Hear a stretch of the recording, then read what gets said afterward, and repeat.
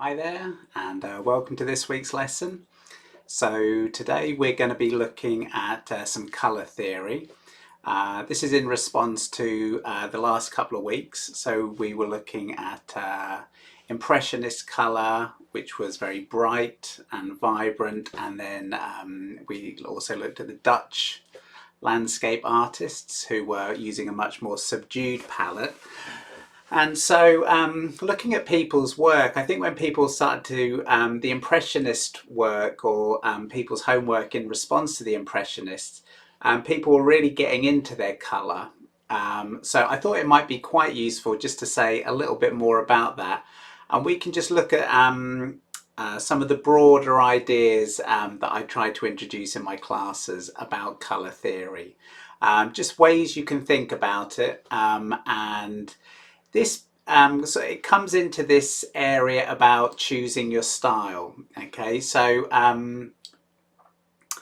I've talked a little bit about my own sort of take on style. I mean, what I tend to think is that your style is something that emerges organically out of the process of painting regularly, painting from life, doing life drawing, observational work, looking at art. And out of all that going in, it starts to come through in your work in a sort of organic, uncontrived manner.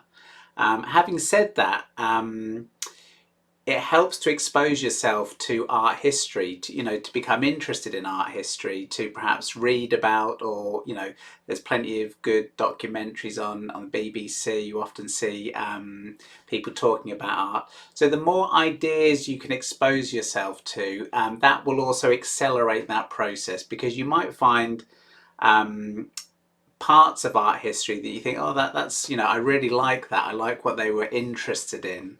And you're trying to sort of get beyond just your response to the paintings, and you're trying to understand a little bit more about what the thinking was behind the painting and perhaps the context in which it emerged, and all that can help sort of flesh out your idea of how art progressed and developed. And again, maybe that might feed into your own work. So there's a few bits and pieces there. So we'll go over to Photoshop and we will have a look at some art. Okay, so we are starting off with a Dutch still life here. And this is quite a good example of the first level of understanding of colour, which I like to talk about. And that's really local colour. Okay, so what local colour means is the colour of the objects sort of in and of themselves. So under fairly neutral lighting conditions, what are the colour of objects? And this always reminds me of when you're at primary school, we used to do this exercise where we'd have the red table one week and then the green table. And you would go, in the week, you would try and collect items of that colour and bring them in, and everyone would put them on that table. And so that's really that you're starting to understand local colour.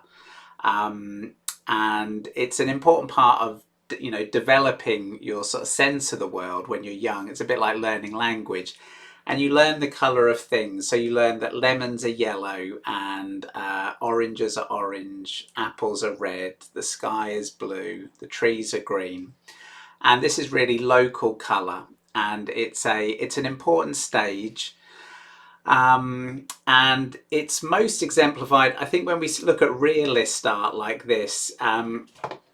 If I go in a bit closer, as we've already talked about Impressionist art, where perhaps there's sort of colour vibration in terms of perhaps say blue shadows or things like that. In here, in this sort of painting, we don't see anything like that really.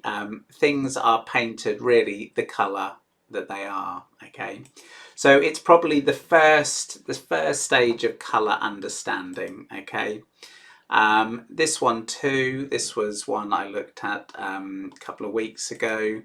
Again, this is what I'd call local colour. It's naturalistic colour. Okay.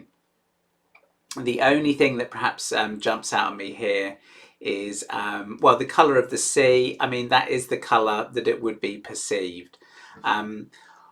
The thing with water, though, is often if you ask a child what's the colour of the sea, they will say blue, and that is really a nod towards local colour. That's understanding things really independently of the lighting conditions. So this is a little bit more sophisticated than that, but everything is painted in a sort of fairly naturalistic way. And another Dutch still life painting here. Excellent work. I'm sure you can, you can really see. So it's interesting comparing this with the Impressionist painting. You can't see any brush strokes. That's one of the things that jumps out at me here. And you can imagine the artist. This is Jacob van Walscapel. And the detail, I mean, if we look at the detail on this glass, for example, you can see, I mean, it must be a very fine brush, lots of little dots, and yeah, very sort of almost photorealistic in some respects. But here we have a pomegranate. We can see the pomegranate seeds, and everything is the colour as you would expect. So in this day, I mean, if you were to paint things unusual colours, people just wouldn't know what to make of it. That they would just assume it was a lack of technical skill. So that was the mindset at the time, and everything was really being judged on this basis of realism. So we can go on to, this is Winslow Homer. I love this painting. I had this as my screensaver for a few years. It was when I started my computer. Again, this is what I'd call naturalistic colour. You know, the boat is brown, the oars are brown, slightly brown orange. Again, the sea is the colour of the sea, so it is local. It's not blue, okay? And again, that's where sometimes a very crude understanding of local colour can interfere with people when they're starting painting, is because they've made all these labels, and so they won't see the actual colours. But in this case, the actual colour of the sea, you can imagine that he's painted it as he saw it, okay? Very skillful use. We did talk about painting water, and you can see this light grey where the light is being picked up, and then you can see this slightly warmer notes underneath. But again, Winslow Homer is known for these paintings of boats and the water and the sea, and I love this just because, you know, there's something, he's really captured the feel of this boat moving through the waves, so I really like that. Again, subdued palette, no bright colours here, probably more towards a tonal painting than an Impressionist painting. So that's local colour. Okay, so the next stage we get to is what we'd call optical colour. Okay, and so what happens at this point is that we're no longer concerned with the colour of objects under neutral lighting conditions. We're much more interested in how are things, what do they look like under unusual lighting conditions. So this is why, you know, the Impressionists were out at the beginning of the day or the end of the day, and really interested in how the world becomes transformed under different sort of lighting arrangements. And it creates these sort of magical, almost otherworldly paintings. And as the colour changes, as we move away from realism, one of the things about colour, which is what makes it so attractive to people, is colour communicates very directly with our emotions. And as we'll see later with some of the artists became very interested in that in its own right. But here we still have one foot in the actual world. So this is a response to colour as it's perceived, but it's become heightened. So on to Rouen Cathedral. So I think Ellie was asking me about painting cathedrals. And Monet's, he did a whole series of Rouen Cathedral, and it's just a great example of him becoming fascinated by optical colour. So the same subject painted under different lighting conditions. And what's also amazing about these pictures is he had the ability, he suggested a lot of architectural detail there with very simple, sort of thick encrusted paint. We can see a slight warming up in the shadows here. I'm getting farther away. In the shadows of the door, the paint actually, we get blues and then we get slightly warmer oranges in the shadows. Okay, so it'd be no use saying what colour is Rouen Cathedral. And we have another one here. Okay, so different lighting conditions.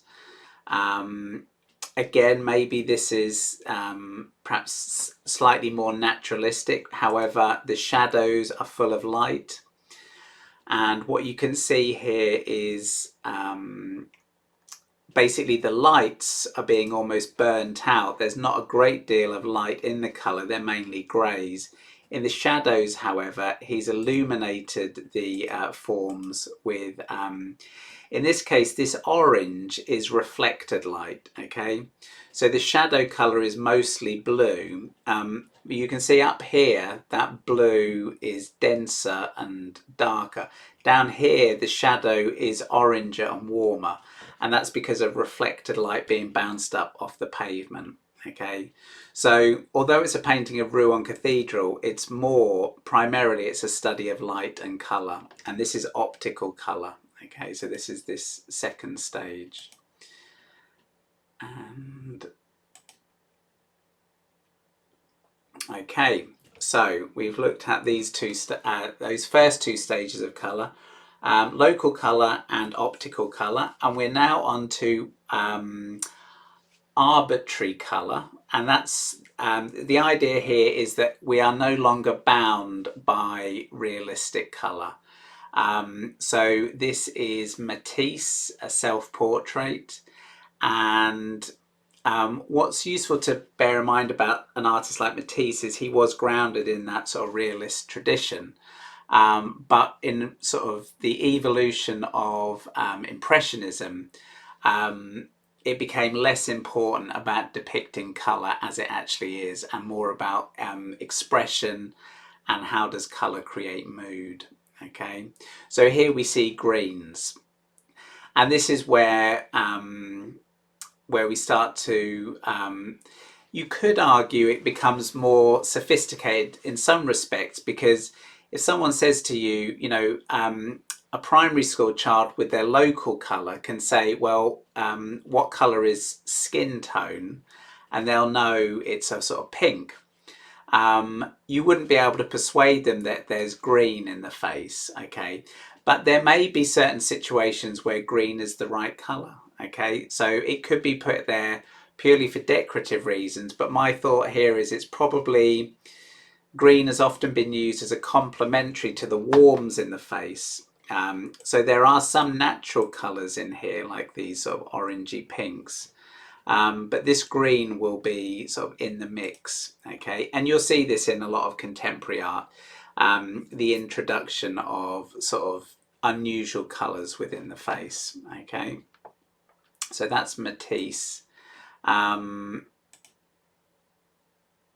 we have Andre Durant. So I talked a bit about this. This is Fauvist art, and again, this is like you respond to this work. It gives you a felt sense. So the felt sense is it's almost like mystical. It's almost mystical, magical. It reminds me, with the strong primaries of blue, yellow, and red, it makes me think ever so slightly of sort of children's art, or perhaps the illustrations you might see. I mean, obviously it's more sophisticated than that, but it's very sort of like, you know, like cave painting. Cave painting would be sort of just, you know, yellows and reds and something like that. So it has a very different feel than, for example, the Homer, you know, the naturalistic. Well, if I go to that Homer one, okay. So you see, this is almost, you know, it's realistic, it's very monochrome, it's subdued, and so it really is almost it's a different world with this sort of colour. So here we can see colour has become really completely separated from reality, but in some respects not completely. You know, reds for trees, well, you know, maybe not, but certainly the blue for the mountains isn't completely beyond imagination. And there are suggestions of some greens in the trees. Okay, so it's not completely separated from reality. But this is what we're going to have a go at this week, okay, which is trying to play around with colour. This is another Andre Duran painting. Again, here you could ask yourself, is there anything here that's realistic? Well, maybe this yellow, this yellow reflection, and we can see here again like the pointillism or the separate brush strokes and that particular effect they create. And these paintings are quite amazing, really, when you consider the academic tradition of sort of that tight, realistic. These were seen as very sort of controversial in a way, and but you know, they've become part of our sort of modern culture, so it's worth being aware of them. And I think this is how a lot of people. So the green. We can see some suggestions of some smoke, maybe that's and we got the blue. So there are some effects there. It's not like it's completely unrealistic. Like we have a denser red in the foreground here than that pink sky. But again, it's hard to see that there's much here related to the realistic world. Okay, so that's arbitrary colour, and that's really probably could be thought of as the spirit of anything goes. Okay, and as we can see, it's not that it has to be completely divorced from reality, but it's really, you know, up to the artist to experiment and find the colours that they, you know, they enjoy. And this last colour theory is symbolic colour. And this is the idea that colours in different cultures carry certain symbolism. Okay, so this is a good example of this. This is a Picasso painting, The Old Guitarist, and this is from his blue period. So this is very much blue as the symbol of sort of melancholy, and I believe at the time Picasso did go through a period of depression. So, you know, blue, you could say universally, you know, having the blues, making people feel a bit blue. It's very much associated with these sort of sad, withdrawn states of mind, and so that will affect painting. Okay, symbolism works really. You know, if we don't understand what colours mean, then we can't respond to it in a symbolic way. But there is a suggestion that there are colours sort of cut through cultural differences. So, for example, red. Red is sort of universally regarded as perhaps being associated, well, because it's the colour of blood, and that's universal to all cultures. Red is going to be associated with anger, the emotions, danger, these sorts of things, but also like love. So it's not purely a negative thing, energy. But yeah, it's a really interesting area to sort of become aware of. And I found this Georgia O'Keeffe painting. So symbolic colour is a bit like expressionist colour. It's the idea of using colour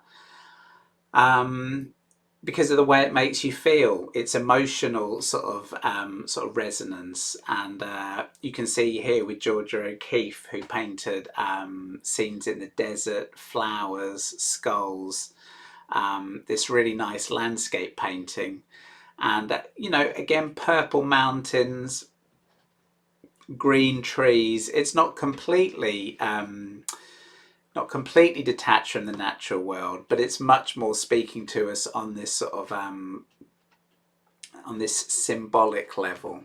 Okay, and let's see here. Of course, we know what this is. Van Gogh's Sunflowers. So here, the colour yellow is sort of symbolising optimism, hope. This was painted at a period where Van Gogh was expecting his friend Gauguin to come and sort of spend time with him. Actually, there's a great documentary, I think, on Channel 4, The Yellow House, talking about that period of Van Gogh's life. And of course, it didn't end too well. But he did go through, I think there's some suggestions he was a bit like bipolar, but he'd go through these periods of elation and positivity. And although he's regarded, you know, as somewhat perhaps as being a bit melancholy, actually, you know, it's a film Lust for Life, and I think that really sums up Van Gogh, is he had this great enthusiasm for light and colour. And especially resonant here because, you know, we'd been looking at Dutch landscape painting, and when Van Gogh started painting, his paintings were all naturalistic, sort of dark tones, earthy, neutrals, greys, very much evocative of sort of Dutch landscape painting. And then he moved to the south of France and just really started to enjoy colour for its own sake. And this is a good example of that. So again, it's sort of, it's mostly yellows. There's some green in there. But again, he was influenced by Japanese art, and it's like woodcuts. And you can see there's very little shadow here. So there's no shadow being cast by the jug. So when we talked about tonalist painting versus impressionist painting, here he's really done away with the sense of creating form through light and shade. It's all about colour, really, with yellow being the predominant colour. And then this is Gauguin, Van Gogh's sort of friend, and again he was also interested in colour and sort of using colour in a symbolic way. So this is Jacob wrestling with the angel, and I looked at Gauguin to include here, and what I read here was that the red colour, it represents sort of war, violence. So Jacob and the angel represents like the struggle within, the spiritual struggle, overcoming your demons, you know, sort of trying to become a better person, all those sorts of things. So that's what the red symbolises here. As you can see, it has no, there's no features, no sticks, no grass. So it really is a more symbolic painting, okay? Also, the strong use of red in the primary colour there, it also suggests that we're not in the real world. We're on this sort of slightly imaginary plane, a bit like you could imagine with stained glass windows and that sort of thing. Okay, so we'll just have a little recap.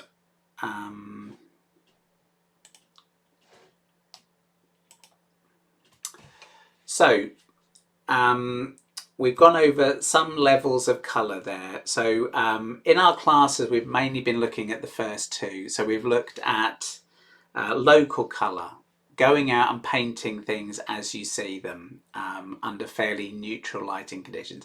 Most people in most of my classes are going to be working at the level of local colour. The next stage is optical colour. Okay, and that's a little bit like when we did the exercise of the golden hour.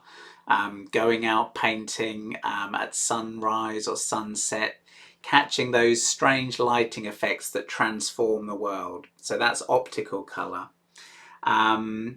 And the next two we haven't really explored, and that's what I want us to look at this week. So the first one was arbitrary colour. Having said that, I think Phil certainly was getting into the realms of that last week with his interpretation of Southwold, which is using colour on a purely expressive level. Okay, and just seeing the effects you get using strong colour. Arbitrary colour, where colour is just for colour's sake and anything goes. And then symbolic colour, and that's where you're trying to use almost the archetypal feelings of colour to communicate with your viewer either certain ideas or yeah, abstract. Maybe it's part of that story like we saw with the Jacob and the angel. Okay, so what I would like you to do this week is the first exercise I think is really good to do. This is just for your own sort of benefit, is to pick out the primary colours and the secondary colours. Okay, so under each one, just write down a list of words that you associate with that colour. So let's say, for example, if I pick the colour green. So green to me represents growth, nature, it's calm, there's something about newness, perhaps beginnings, health. So they're just a few off the top of my head. So I would sit down, try to really ring out the idea, what does green mean or say to me? Okay, and then go through that with each of the colours. Then I want you to paint a picture this week. You can use your reference material, you can go out, sketch, get some sort of subject, but we're more interested this week in using colour to communicate mood and feeling. Okay, so I'm not too concerned whether you want to try and do this on symbolic colour or arbitrary colour, but I want you to move mostly away from representational colour, and I want you to try and transform a scene using colours of your own making. Okay, and again, try to adopt the attitude of, you know, having fun. So it's best not to overthink these things. I mean, it's useful to sort of go into it and bring out those associations, but when you're working, try to think, you know, like a child's got all their crayons and they like a bit of red and then they get a bit of green, and so play around with it like that. If it helps, one thing I would suggest this week is maybe two studies of the same subject. Okay, and I want them to be very different in colour, because the first one you do, a bit like Monet in his cathedral, the first ones should suggest ideas from the second one. Okay, or if the first one is mostly one colour, make the second one a different colour and see how it transforms the scene. Okay, so that's my suggestion. There is a little bit more colour theory, I think, just to the tendency is, you see, is that you can just get carried away and you end up just sticking everything on there. And if you want to, that's fine. One thing though I would suggest that helps is to remember that principle of some, a little, a lot. And in the example of the Van Gogh painting, if you notice, it was mostly yellow. Okay, and that might not be a bad idea this time, is to try to think in terms of it mostly being one colour, purple, green, anything you fancy, and then let other colours play off against that. And I think that way you're more likely to come up with something interesting. It's useful when you go into a gallery, you can see a painting across the room and you know it's that particular colour. Okay, so that's what I would say, just as a suggestion. Okay, so yeah, those are what I would recommend. Those artists, if you want to look up and get some ideas, look at German Expressionism. It's very good, and the Fauvists and Matisse. If you look at Matisse paintings, again, he really sort of took this idea and ran with it and came up with very, what we might almost think of as like psychedelic sort of colours. So you could have a look at those and then come up with something of your own. Okay, so I look forward to seeing what you handed in. Again, I will have a go. I'm not sure whether I'll manage to, but I'll see how I get on. And I'll do a demo and upload that on Wednesday. Okay, so look forward to seeing what you get up to. And yeah, have fun and sort of see, enjoy your colours. And I will see you again soon. Okay, thanks a lot. Bye.